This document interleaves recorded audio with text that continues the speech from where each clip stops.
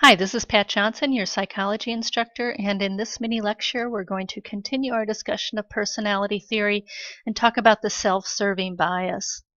Self-serving bias is part of attribution theory, and if you remember attribution theory in the social psychology chapter that we did at the beginning of the semester, attribution theory was how we attribute people's behavior.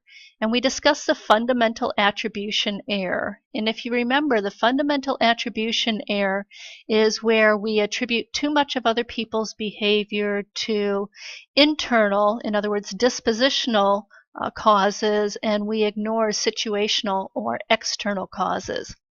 As the name implies, when we're talking about the self-serving bias, we're not talking about other people in the self-serving bias. We're talking about ourselves.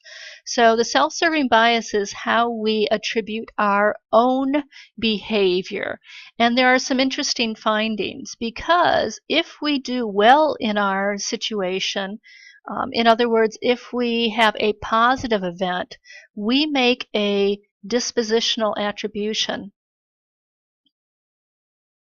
In other words, we make an internal attribution and say if we do well, then that's because we're smart or bright or we worked hard.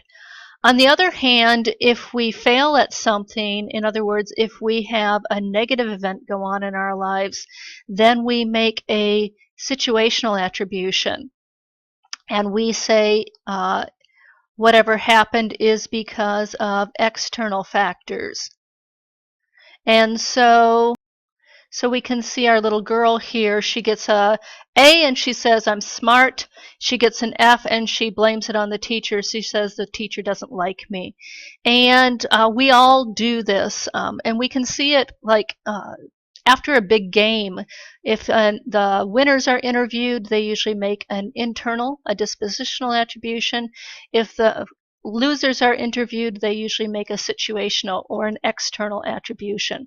So we all do the self-serving bias. It helps us maintain our feeling of self-worth.